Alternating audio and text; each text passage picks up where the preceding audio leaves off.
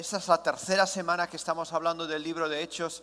Y para los que no conocéis el libro de Hechos, está hablando de la iglesia en su incepción, cuando empieza, la iglesia nuevecita. Y yo no sé si eres como yo, pero a mí me gustan las cosas que son nuevas. Cuando tienes que estrenar ropa o cuando tienes que vas y compras, no sé, algo nuevo, un coche nuevo. Bueno, nunca he estrenado coche, tengo que confesarlo, siempre he comprado coches nuevos, usados, pero siempre te gusta algo que es nuevo y no queremos que se estropee. Yo tenía hace un tiempo atrás cuando los Vans, bueno, creo que todavía los Vans están de moda, ¿no? Pues yo compré unos Vans que eran high tops y tal, y así, muy bonitos, de cuero, y me encantaban. Y no les quería gastar, porque digo, es que no quiero que se manchen, no quiero que se estropeen. Entonces les puse en el armario, ahí arriba, en la caja, y de vez en cuando los sacaba. Pero era tan de vez en cuando que les sacaba que finalmente, oye, vivimos en Cantabria y ya sabemos lo que pasa en Cantabria con el cuero. Enseguida se estropea con el moho.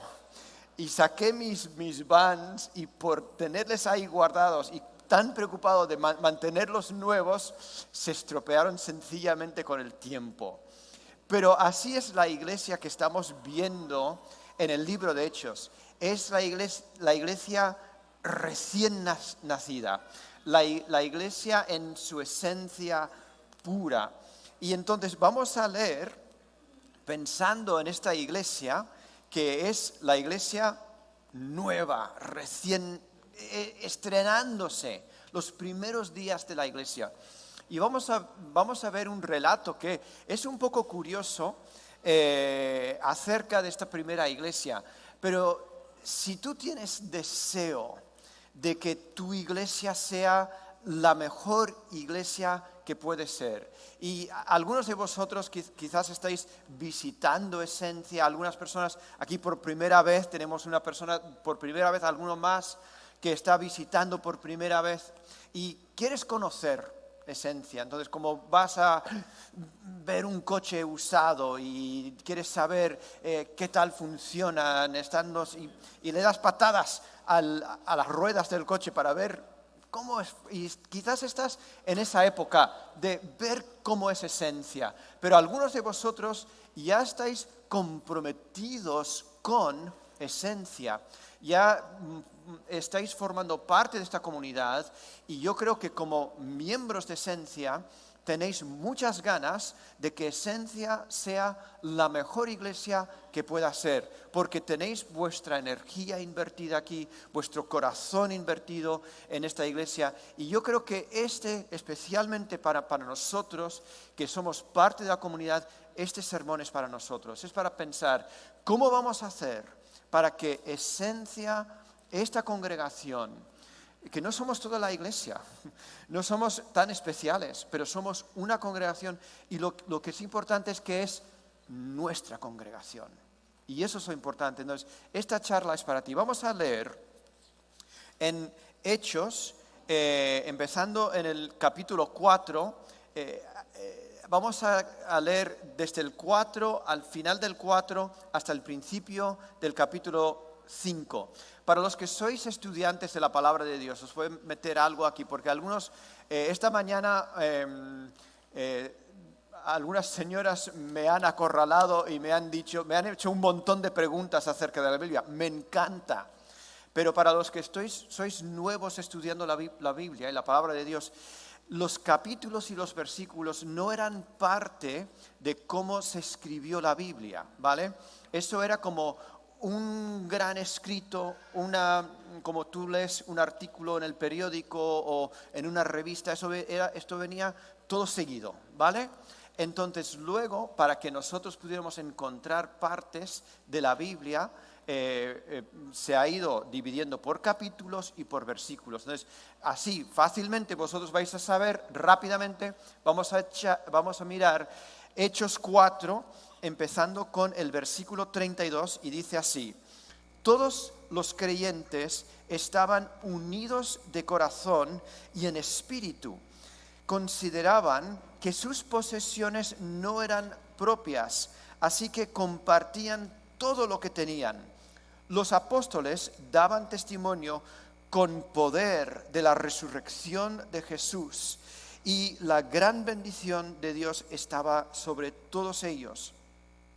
No había necesitados entre ellos, porque los que tenían terrenos o casas los vendían y llevaban el dinero a los apóstoles para que ellos lo dieran a los que pasaban necesidad. Por ejemplo, había un tal José, a quien los apóstoles le pusieron el sobrenombre Bernabé, que quiere decir hijo de ánimo. Qué buen nombre, hijo de ánimo. A mí me gustaría ser Bernabé, el que da ánimo a los demás, ¿verdad? Un buen hombre, un buen ejemplo. Él pertenecía a la tribu de Leví y era un orunio de la iglesia de Chipre. O sea, él venía de la iglesia de la isla de Chipre, perdona. Vendió un campo que tenía y lo llevó el dinero a los apóstoles. Y luego, siguiendo en el capítulo 5, había cierto hombre llamado Ananías, quien junto con su esposa Safira vendió una propiedad y llevó solo una parte del dinero a los apóstoles, pero afirmó que era la suma total de la venta. Con el consentimiento de su esposa, se quedó con el resto. Entonces Pedro le dijo: Ananías, ¿por qué has permitido que Satanás llenara tu corazón? Le mentiste al Espíritu Santo y te quedaste con una parte del dinero. La decisión de vender o no la propiedad fue tuya. Y después de venderla, el dinero también era tuyo para regalarlo o no. ¿Cómo pudiste hacer algo así? No nos mentiste a nosotros, sino a Dios. Y en cuanto Ananías oyó estas palabras, cayó al suelo muerto. Todos los que se enteraron de lo sucedido se quedaron aterrados, y con razón. Después, unos muchachos se lo levantaron y lo envolvieron en una sábana y lo sacaron a enterrarlo. Como 3 horas más tarde, entró su esposa sin saber lo que había pasado. Pedro le preguntó: ¿fue este el dinero que tú y tu esposo recibieron por la venta de su terreno? Y ella contestó: ese fue el precio.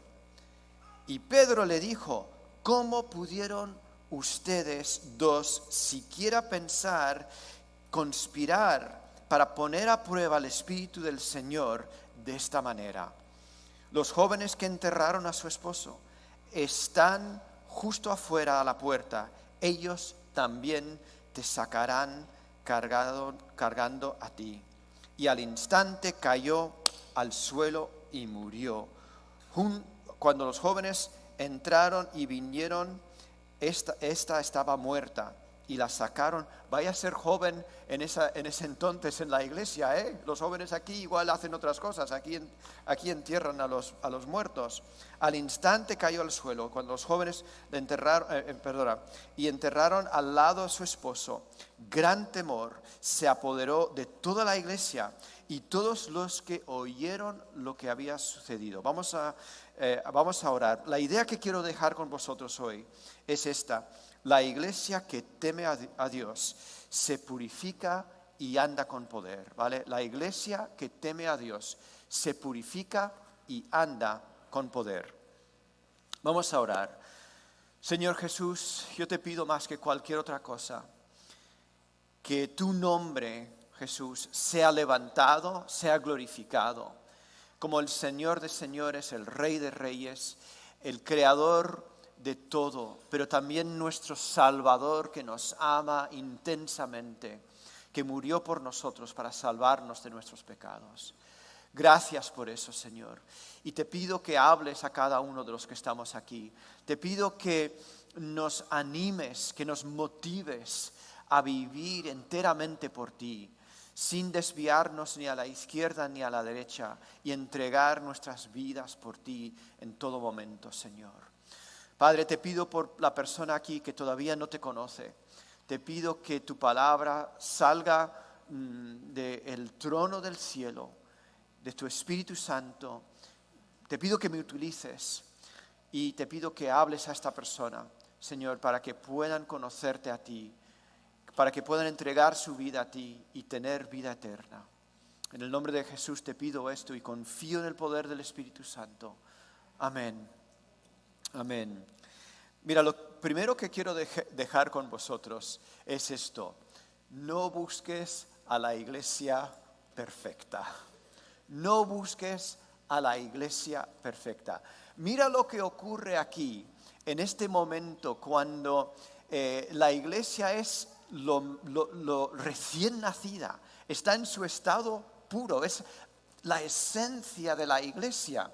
Y tenemos literalmente una de cal, bueno, literalmente no, pero tenemos una de cal y una de arena. O sea, primero se nos presenta este hombre, un estado de la iglesia donde todos se querían mucho, no había necesidad, la gente compartía todo lo que tenían, y viene este buen hombre, José, llamado Bernabé, y vende su terreno, totalmente desinteresado, y entrega a los apóstoles todo lo que tiene para que ellos puedan repartirlo entre las personas que tienen necesidad. Y la iglesia siempre tiene, queridos, siempre tiene gente que tiene más bienes materiales y gente que tiene menos bienes materiales. Esto siempre es así a lo largo de toda la historia. Y había una persona tan buena, pero luego había otra gente que también tenían dinero, pero vendió su terreno con otras intenciones, con otra manera de pensar. Y a veces la gente piensa, es que la iglesia de hoy es tan imperfecta, es que la iglesia de hoy tiene tantas cosas tan malas y tan horribles, pero esta es la iglesia como es, porque la iglesia está llena de personas, y las personas somos personas con cosas buenas y con cosas malas, y hay personas que viven de una forma más desinteresada y otras personas que están más motivadas por el egoísmo y por las ganas de destacar. Y muchas personas critican a la iglesia y dicen, es que la iglesia está llena de hipócritas. Y algunas personas pueden ver nuestra iglesia y pueden decir, es que esa iglesia de esencia, esa que está ahí detrás de la Mercedes, cuidado con esa, porque está llena esa iglesia de hipócritas. ¿Y sabes lo que yo digo? Sí, y siempre hay lugar para uno más. Siempre hay lugar para uno más. Queridos, somos personas imperfectas, que estamos en un proceso de mejorar y de vivir mejor. Y hay cosas que ocurren que están bien y hay cosas que ocurren que están mal. Pero yo quiero advertirte una cosa. Si encuentras tú la iglesia perfecta, por favor, no te unas a esa iglesia, porque tú la vas a estropear, porque tú no eres perfecto tampoco. Así que si encuentras esa iglesia, evítala, déjala estar bien así perfecta en su estado. Y tú ven aquí a Esencia, donde no somos perfectos, y así no estropeas nada. Porque aquí estamos como estamos, ¿vale? A veces la gente piensa mira, por ejemplo, tú te encuentras malita y dices, estoy malo, necesito que alguien me cure. Pero es que no voy a ir a Valdecilla, porque Valdecilla está lleno, ese hospital está lleno de enfermos. ¿Cómo me voy a acercar a Valdecilla si parece que la gente que va ahí está enferma y muere? ¿Cómo voy a ir a Esencia, a Valdecilla? Y así a veces la gente piensa de la iglesia, ¿cómo voy a ir a la iglesia? Si tengo una necesidad, me voy a acercar ahí, pero ahí la gente todo está como están. Pero queridos, incluso en Hechos teníamos este momento de ver personas estupendas y personas que estaban un poquito podridos.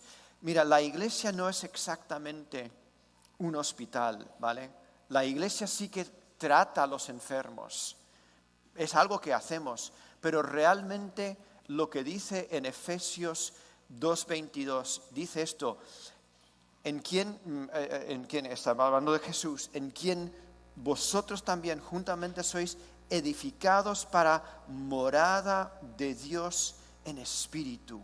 Nosotros somos, lo hablamos la primera vez que estuve yo hablando acerca del Espíritu Santo, nosotros como iglesia estamos siendo construidos, no solamente Liliana, o no solamente Iván, o no solamente Yevgen, todos somos construidos para ser una morada, un templo santo para que Dios viva en medio de nosotros. ¿Vale? Para eso es lo que somos. Pero somos edificados, dice en la Reina Valera, esa traducción dice que somos edificados. Entonces, realmente lo que hacemos aquí es vivir para que los dones de una persona puedan servirme a mí, para edificarme, para ser mejor persona. Y yo comparto mis dones con los demás para que podáis ser edificados, para también ser mejores personas, mejores cristianos, dando la gloria y la honra a Dios siempre. Queridos, si no formáis parte de un grupo pequeño, ahí es donde esto ocurre de una forma más sencilla y más cercana, porque tú estás alrededor, aquí estamos casi 200 personas y estamos hablando de... Solo se me da el micro a mí y a alguna persona más, pero cuando tú estás ahí, tú compartes, tú oras por la otra persona, tú estás utilizando tus dones de una forma muy real para construir la iglesia, para ser una morada de Dios en el Espíritu aquí en la tierra.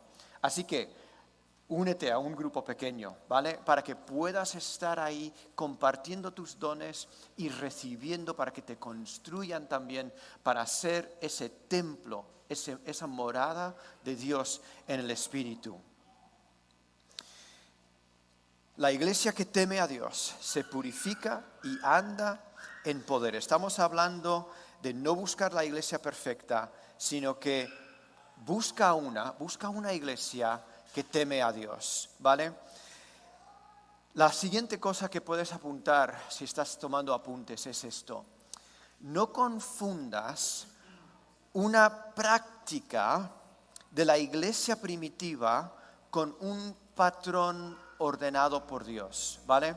No confundas una práctica. La práctica que vamos a hablar ahora es esto que estamos viendo en los primeros versículos que hemos leído, con algo que es un mandamiento que Dios ordena. No son las dos cosas lo mismo. Una cosa es algo que ocurrió en la iglesia primitiva, y otra cosa es algo que Dios pone como un mandamiento para su iglesia. Dice esto: todos los creyentes estaban unidos de corazón y en espíritu. Consideraban que sus posesiones no eran propias, así que compartían todo lo que tenían. Y los apóstoles daban testimonio con poder de la resurrección de Jesús. Y la gran bendición de Dios estaba sobre todos ellos. No había necesitados entre ellos, porque los que tenían terrenos o casas los vendían y llevaban el dinero a los apóstoles para que ellos lo dieran a los que pasaban necesidad. Mira, quiero ponernos en situación un poquito de cómo estaba la iglesia en aquel entonces. La iglesia en aquel entonces creo que es como la iglesia aquí en España y aquí en el mundo occidental va a ser con el paso del tiempo. Esta iglesia sufría algo que nosotros no conocemos muy bien, que se llama la persecución. Los judíos iban a por la iglesia. los apóstoles se ponían en el templo y empezaban a predicar el Evangelio, y cuando ellos predicaban el Evangelio, ellos lo tomaban como una amenaza, como que su sistema de vivir, como su sistema, su cultura, la religión que ellos tenían en ese momento se iba a destruir porque lo que ellos predicaban era contrario a las leyes judías. Ellos se lo tomaron así. En verdad no es así, ¿eh? En verdad lo que es el Evangelio es una continuación y un cumplimiento de todo lo que viene en el Antiguo Testamento. Bien, pero ellos no lo entendían.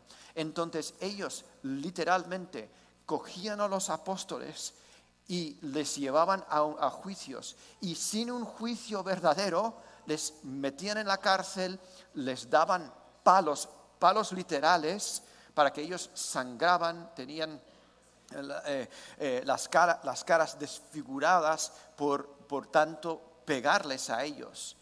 Entonces ellos estaban sufriendo una persecución que era real, que nosotros aquí no lo conocemos. Los cristianos en China, los cristianos en los países musulmanes, ellos saben lo que es esto. Nosotros todavía, yo creo que llegará el momento aquí donde nosotros también lo vamos a conocer. Pero cuando tú atraviesas un momento difícil con una persona, tú empiezas a tener un vínculo muy especial con esa persona. Yo no sé si te has librado alguna vez o has, incluso algo tan tonto como subir una montaña con alguien, ¿sabes? Pasas todo el día, tienes cierto momento de dificultad y luego, por ejemplo, tú estás subiendo y no puedes y alguien te estrecha la mano y te ayuda a subir. Eso empieza a crear vínculos porque has atravesado un momento difícil. Esta persecución lo que hacía para la iglesia primitiva es que les empezaba a unir. Había un vínculo en sus corazones muy cercanos que decir, ¡buah! Realmente somos hermanos. No solamente hermanos por lo que creemos, sino que juntos estamos sufriendo por lo que creemos. Por esta fe en Jesús que profesamos, estamos sufriendo juntos. Y ¿sabes lo que ocurría también? Y que nos va a ocurrir a nosotros también. Uno que tenía un negocio de vender gallinas o huevos en el mercado, le marcaban, no, este es cristiano, a este no le compres al que está al lado. ¿Serán las gallinas mejores? ¿Serán los huevos mejores en el mercado suyos? Pero es cristiano. Entonces les vamos a vetar. Vamos a vetarles y vamos a comprar del que está al lado. Y esto también entonces, si no te daban palos, te arruinaban por el negocio. Entonces ya no ganabas el dinero que necesitabas. Entonces había de alguna forma que apechugar. Y todo esto les iba reduciendo y creando una persecución para ellos. Pero no solamente, o sea, estaría bien si a un sector de la población le caes bien, ¿verdad? Dices, bueno, a estos no les caigo bien, a los judíos, pero a los romanos sí. Pero tampoco los romanos, porque ¿qué ocurre? En Roma el César era el Señor, literalmente este es el amo, era como un Dios para los romanos. Y los cristianos no hincan la rodilla a ninguno que no sea el Rey de Reyes y el Señor de Señores. Entonces, realmente, ellos lo tenían muy, muy mal en aquel entonces. Y yo creo que realmente los seguidores de Jesús nos encontramos políticamente en una situación muy chunga, porque no podemos hincar rodilla a ninguno que no sea el Rey de Reyes y el Señor de Señores. Jesús dijo en Marcos 8:15, dice mira, guardaos de la levadura de los fariseos y la levadura de Herodes. Ten cuidado con la levadura de la religiosidad y la levadura, o sea, la doctrina, el pensamiento, el sistema político. Porque uno quizás está intentando ganar su relación con Dios, pero otro está viviendo en un sistema egoísta que está intentando buscar y vivir por el poder. Y nosotros vivimos de una forma totalmente contraria, dando el poder y la honra al que se lo merece, que es Jesús. Y vivimos en una situación muy mala. Mira, queridos, y especialmente en los tiempos tan polarizados políticos que vivimos, yo quiero deciros una cosa. Cuando la Iglesia se hace alianzas con partidos políticos y con pensamientos políticos, siempre ganan los políticos y siempre pierde el reino de Dios.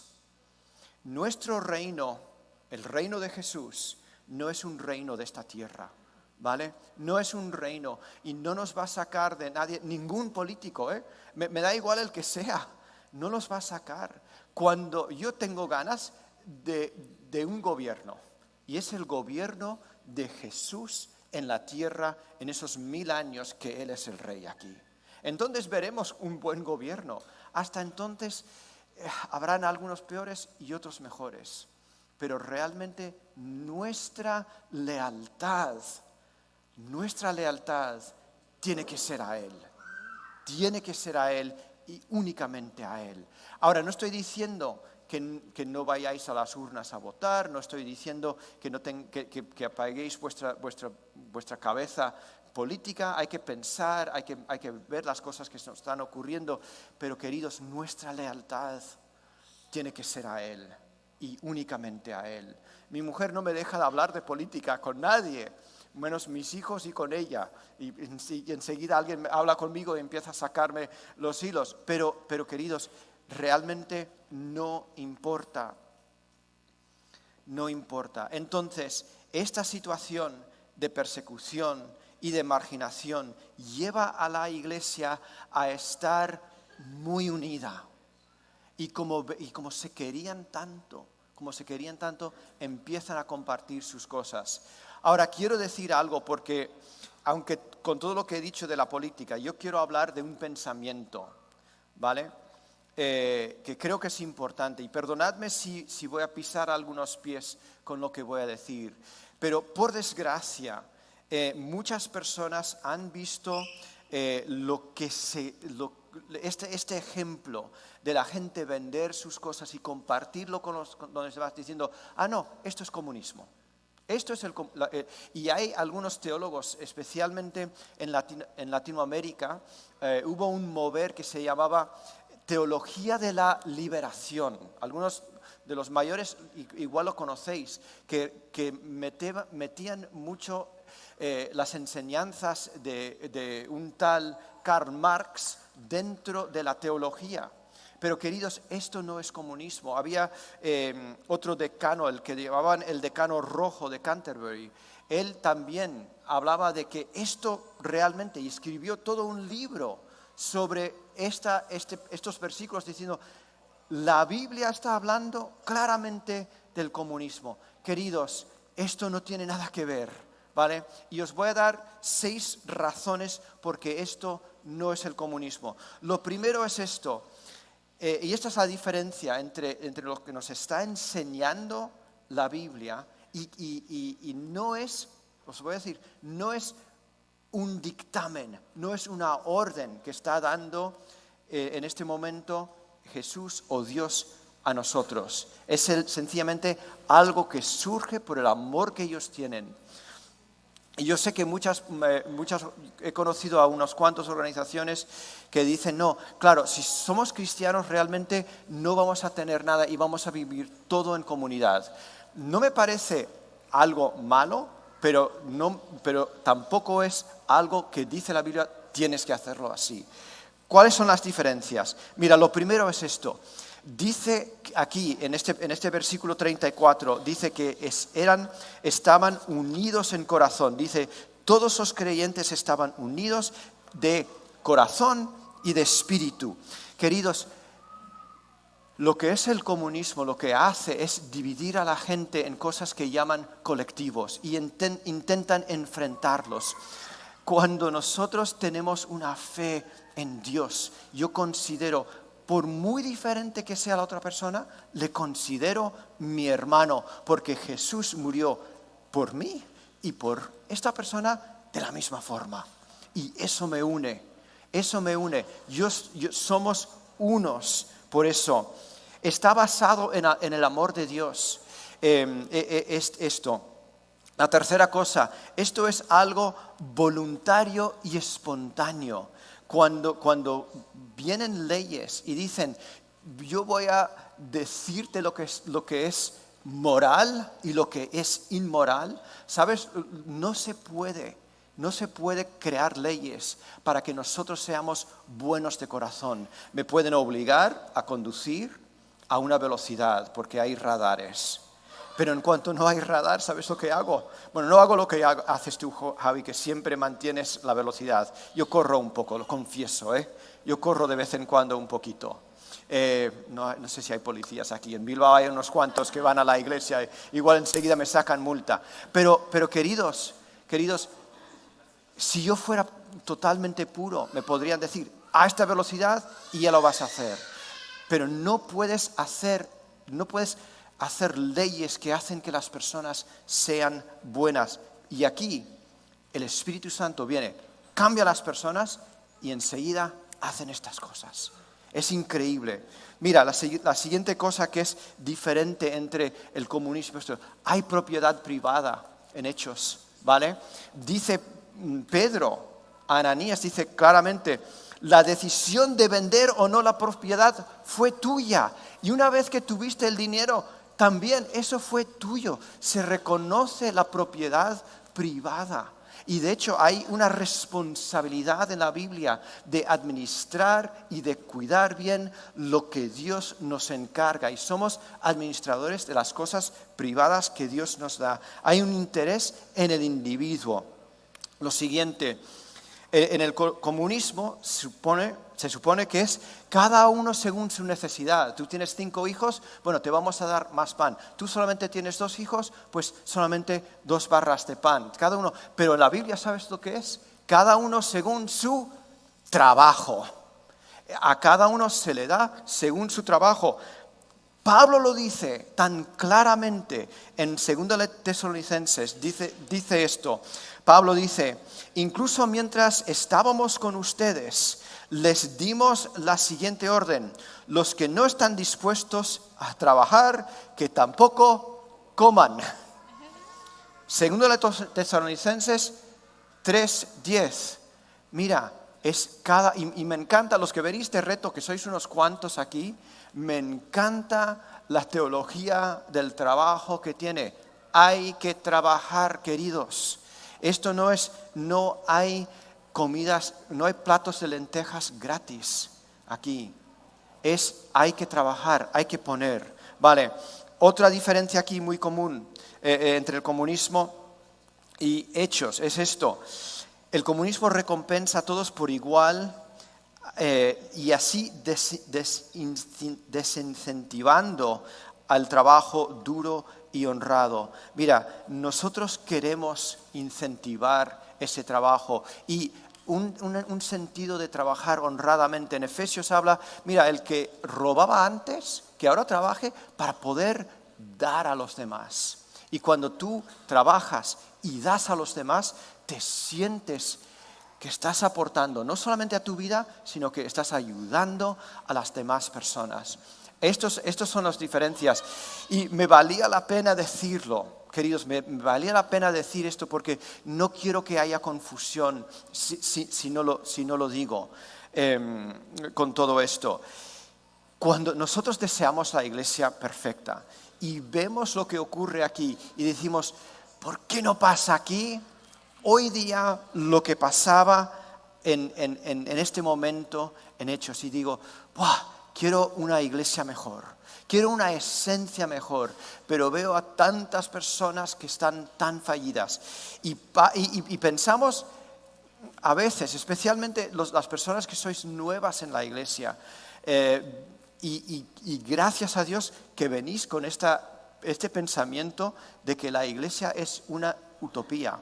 Y estás aquí y tú piensas que en la casa de Javi no se rompe un plato. Pero yo sé que es cierto que no se rompe ningún plato en la casa de Javi. Pero en la mía a veces sí se rompe algún plato, ¿vale? En la mía sí.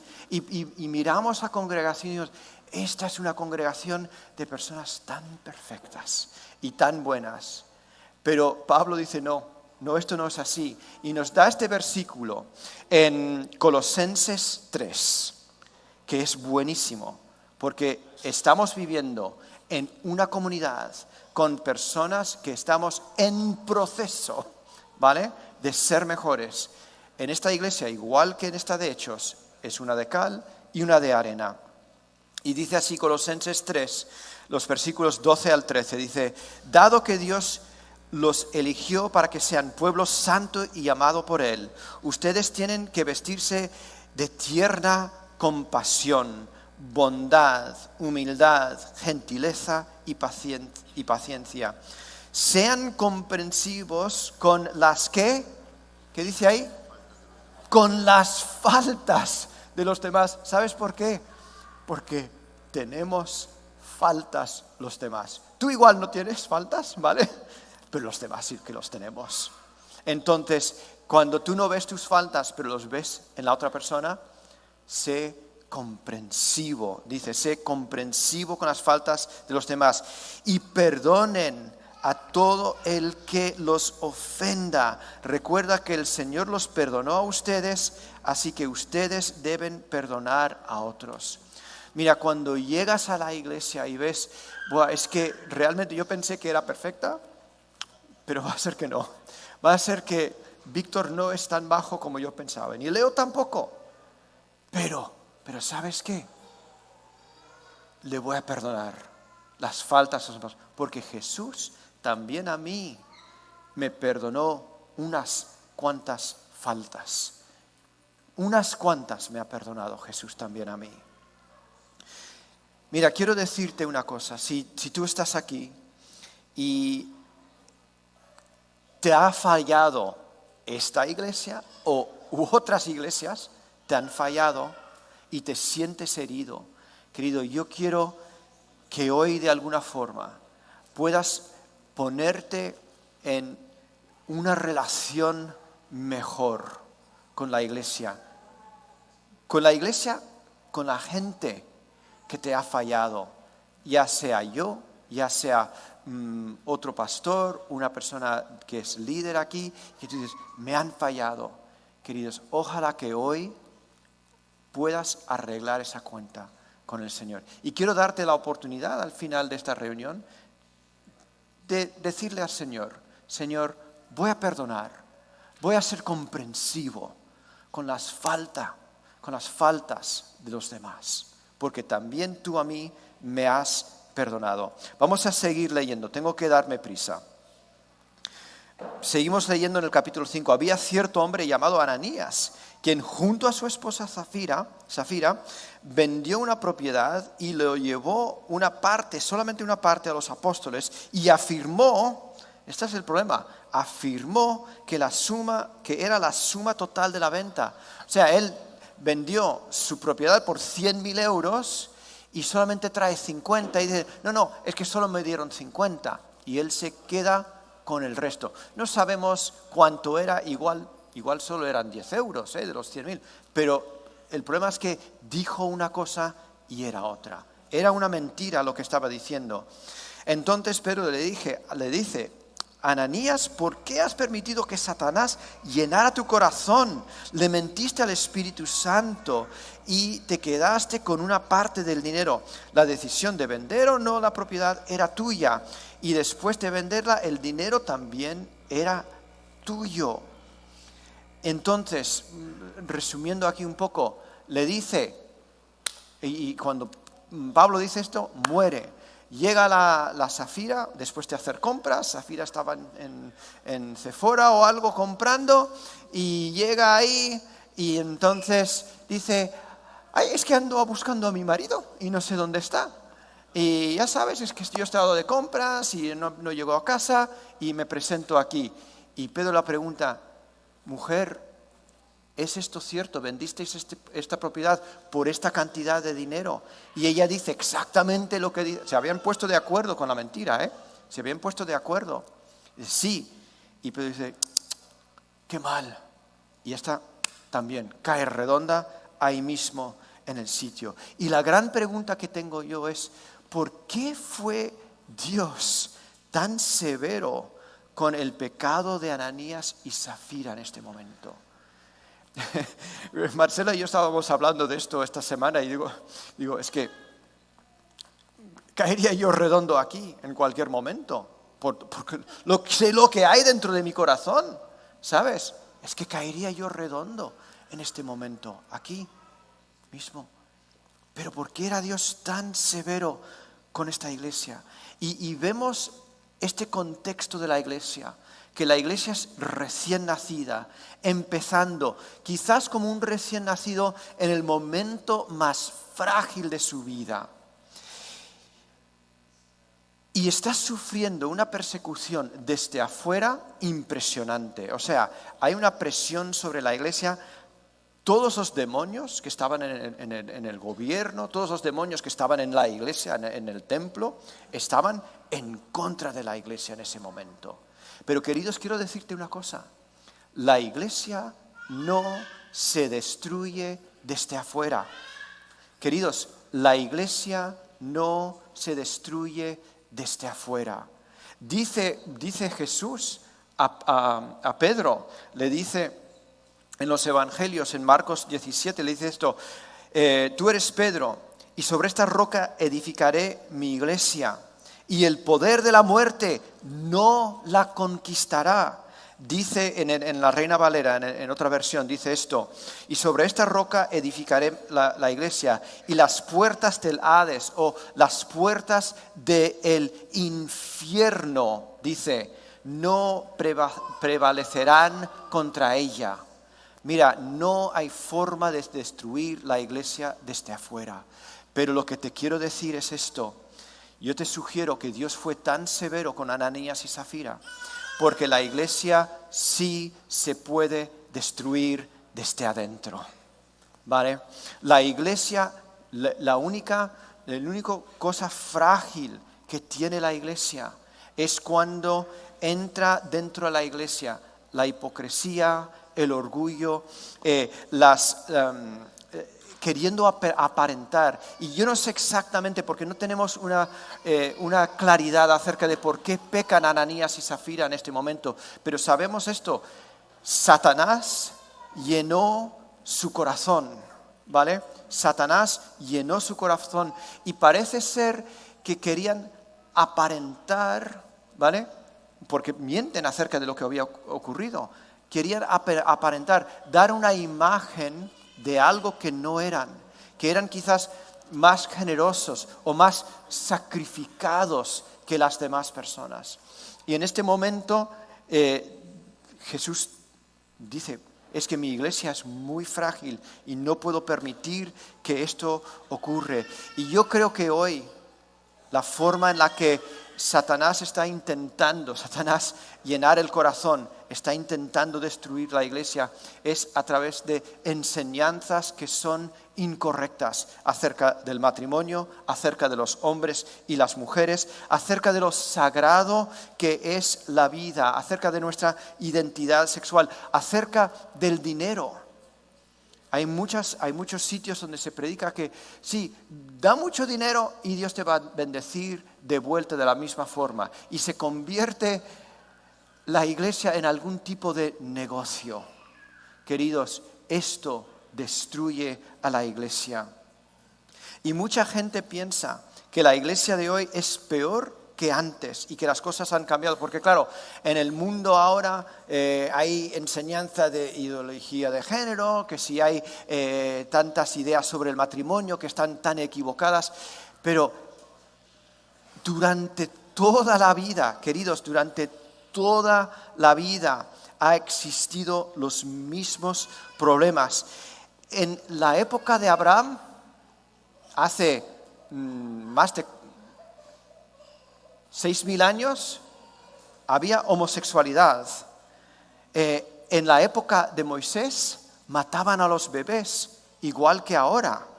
Queridos, había en la época de Pablo hombres que se vestían como mujeres, igual que hoy. Esto no es progresivo, esto no es un avance.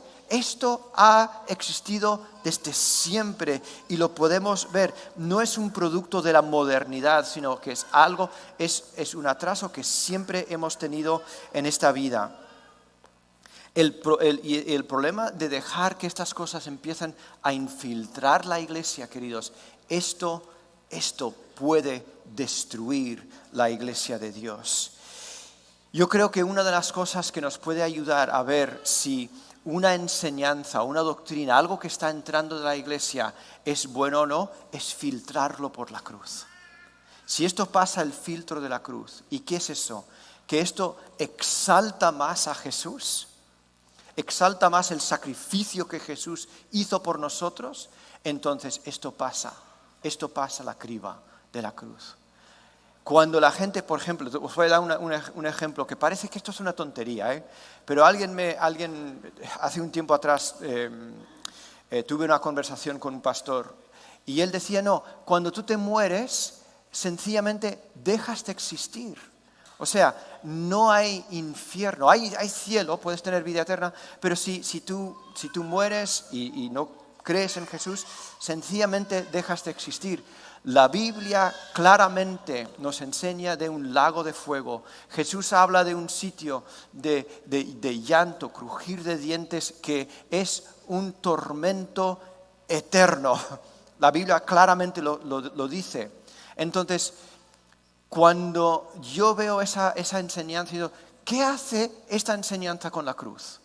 ¿Esto eleva la cruz o lo rebaja? ¿Me explico?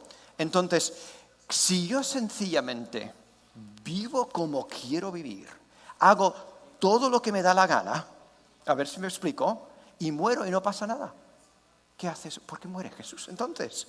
¿Por qué muere Jesús entonces? Queridos, Jesús muere para rescatarme de muerte y tormento eterno. ¿Entendéis lo que quiero decir? Entonces, si yo digo que siempre muero, la cruz no significa nada. ¿Entendéis lo que me estoy explicando bien? Entonces, esta enseñanza no pasa el filtro de la cruz. Si la cruz es elevada, si la cruz es el sacrificio de Jesús es exaltado en esa enseñanza, pasa la criba de la cruz. Y si no, no es así. Mira, si tú estás aquí y no has conocido a Jesús como tu Salvador, no estás seguro de tener vida eterna, yo quiero decirte que hoy eso puede cambiar. Y tú puedes decir, yo quiero la vida eterna que Jesús me ofrece. Dice así en Romanos 10, dice, confiesa con tu boca que Jesús es el Señor y cree en tu corazón que Jesús Dios le levantó de los muertos y serás salvo. Estamos hablando de la iglesia que teme a Dios, se purifica y anda con poder. Ainchane, ¿puedes ayudarme con el piano? Bueno, todos los músicos, si os podéis acercar. Lo último es esto, vive en el temor de Dios. El versículo 11 dice esto, gran temor se apoderó de toda la iglesia y todos los que oyeron lo que había sucedió. Mira, el temor de Dios es exactamente lo opuesto al temor de las personas. Si Ananías y Zafira hubieran tenido temor de Dios, te aseguro que no hubieran mentido. ¿Me explico? Pero tenían temor de las personas. Y claro, si yo digo a Pedro, yo le digo, Pedro, sí, por 100.000 vendí la casa, pero solo te traigo 50, él pensará que soy, en Venezuela decíamos pichirre, que éramos, ¿te acuerdas ese dicho? Era tacaño, que no querías dar todo el dinero, que eras poco sacrificado. Entonces, él dice, yo quiero que Pedro y Juan y los apóstoles piensen muy bien de mí. Tenían temor de los hombres. ¿De qué dirán? ¿Qué dirán estos? No es el temor de Dios. No es andar temblando por el mundo. es que Dios me va a aplastar si cometo un error. Y a veces la gente piensa, y en la iglesia tradicional, yo sé que muchas personas, yo no me crié en la iglesia tradicional, entonces no lo sé, pero muchas personas me dicen que es que, claro, es que me han enseñado que Dios está esperando a que cometa un error y ¡pum!, me va a aplastar, va a acabar conmigo porque he cometido este error. Pero eso no es el temor de Dios realmente, es una reverencia a Dios, es pensar primero en Él. Y lo que sabemos aquí es que Ananías y Zafira tenían una motivación que era oscuro. Satanás llena su corazón. Entonces, ¿qué es el temor de Dios? Yo quiero dejaros varias ideas acerca de qué es el temor de Dios. Lo primero, no es vivir con miedo de que Dios te va a aplastar por cada error que tú cometas. Eso no es el temor de Dios.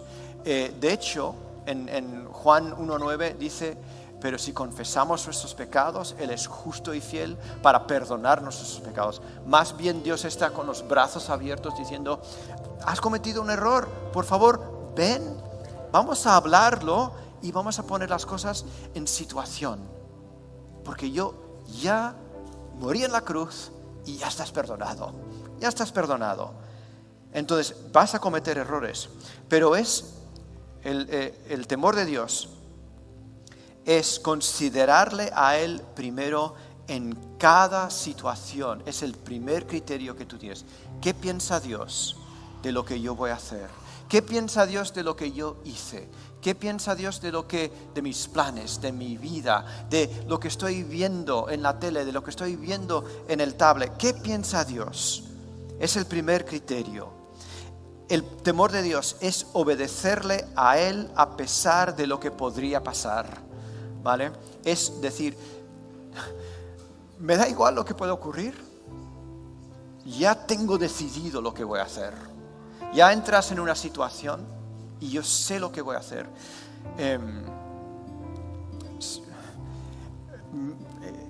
Trabajaba en una tienda y mi jefa cada 2 por 3 me llamaban y preguntaban por ella. Y mi jefa me decía, diles que no estoy. Y yo le dije, eso no voy a decir, no voy a mentir. No te voy a mentir a ti y no voy a mentir por ti. No voy a mentir.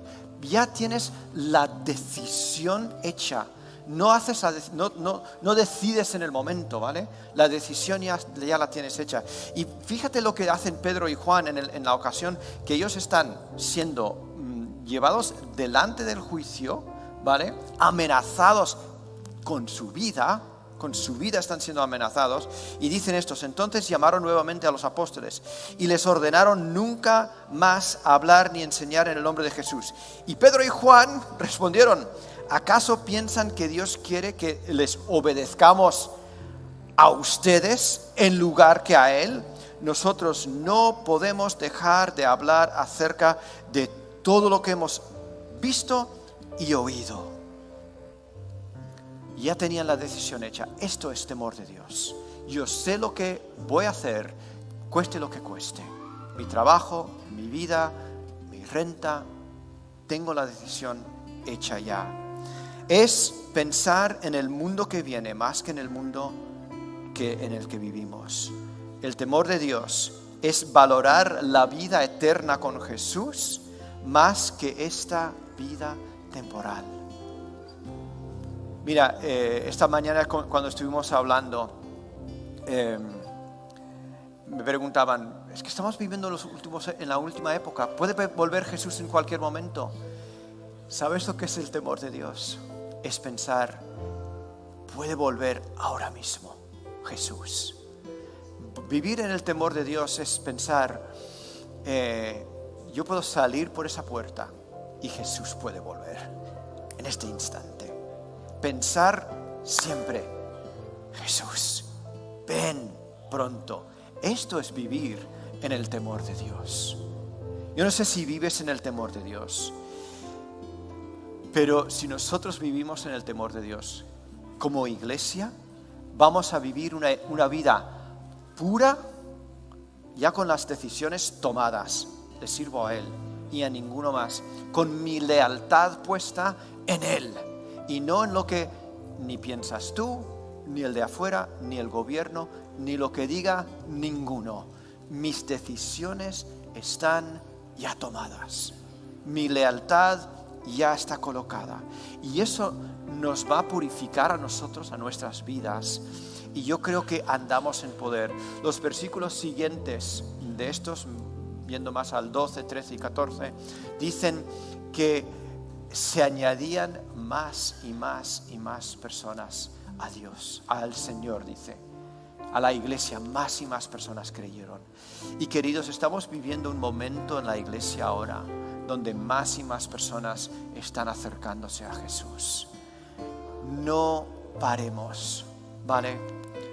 No vamos a cambiar, no vamos a dejarnos doblar por presión ni de enseñanza, ni de pensamiento, ni de nada, no. La decisión está hecha. Vamos a ser fieles a Él y fieles a su palabra. Con la ayuda de Dios, con la ayuda del Espíritu Santo, vamos a hacer eso. Vamos a acabar con una canción, ¿vale? Y yo quiero daros la oportunidad, si con todo lo que he dicho tú empiezas a pensar, vale, pues la iglesia es como es, ¿la voy a aceptar o no? Quiero dejar un inciso, porque se me viene volviendo este pensamiento una y otra vez a mi mente. La forma en la que nosotros tratamos al cuerpo de Cristo. ¿El cuerpo de Cristo qué es? Es la iglesia. Pablo dice que la iglesia es el cuerpo de Cristo. La forma en la que tratamos al cuerpo de Cristo es la misma forma en la que tratamos a Cristo. La forma en la que tú hablas del cuerpo de Cristo es la forma en la que tú hablas de Cristo. La forma en la que tú te relacionas, escúchame bien, la forma en la que tú te relacionas con el cuerpo de Cristo es la forma en la que tú te relacionas con Jesús. Me encanta lo que dicen, creo que es el versículo 12 o 13, en el lenguaje original, es que más y más creyentes se añadían al Señor, no a la iglesia, se añadían al Señor, como que el Señor iba engrandeciendo porque su cuerpo en la tierra iba creciendo. Entonces, queridos, si te ha herido la iglesia, si te has sentido una dificultad, defraudado, traicionado, sea lo que sea. Si puedo volver a Colosenses, donde dice: sean comprensivos con las faltas de los demás. Perdona. Arregla las cuentas de tú y Dios. Dile: Dios, esta es la iglesia. La voy a amar, la voy a querer, la voy a cuidar, la voy a servir en todo lo que pueda hacer. Y vamos a ponernos de pie. Mira, si necesitas entregar tu vida a Jesús hoy, yo quiero darte la oportunidad de, mientras vamos cantando, que tú te acerques. Tú has escuchado el mensaje de tener vida eterna, de poner tu fe en Jesús para recibir la salvación. Toma un paso de acercarte ahora y yo o otra persona orará por ti y oraremos juntos. Pero para los demás, si tú has estado en ese momento que te sientes defraudado, pon tu lealtad en Jesús y dile: yo quiero servir tu cuerpo, quiero amarte a ti aquí en la tierra, en esa manifestación tuya que está aquí, que es tu iglesia.